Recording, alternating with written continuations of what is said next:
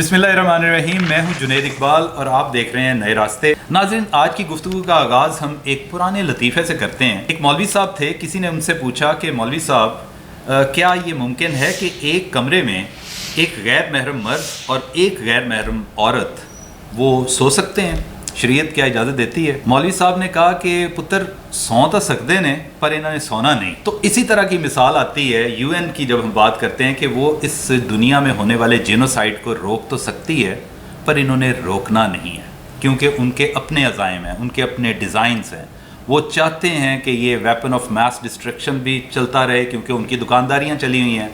और जो एक क्लस्टर इम्यूनिशन है, अब इम्यूनिशंस में क्लस्टर इम्यूनिशन का मतलब क्या है? ये होता है जनाब, कह लें क्लस्टर बॉम्ब्स, जो बहुत सारे मुल्कों में ममानत है, बैंड किए गए हैं, वो भी बनाते हैं ये लोग।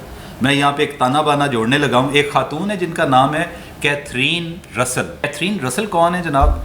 ये हैं जी यूनिसेफ की एग्जेक्टिव डायरेक्टर।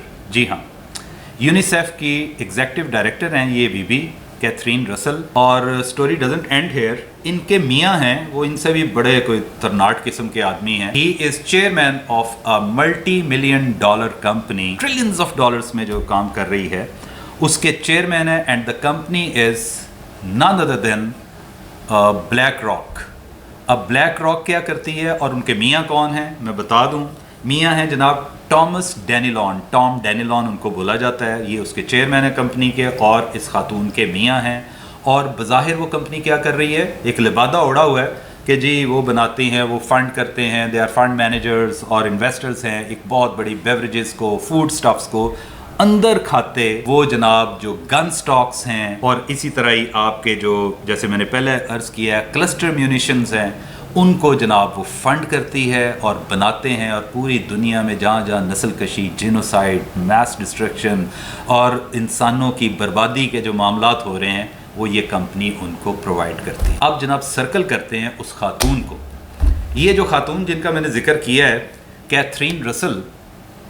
अब ये इनको अगर कोई कह भी देखो, भला आदमी, इन्हीं की अपनी ऑर्गेनाइजेशन से भी अपने मियाँ को कहो कि ये मत करे या इनको रुकवाने की कोशिश करो, तो वो कहेगी कि जनाब हमारा तो बिलियंस ऑफ डॉलर्स आते हैं पर मंथ हमारे घर, हमारी फैमिली को, why would we stop all that.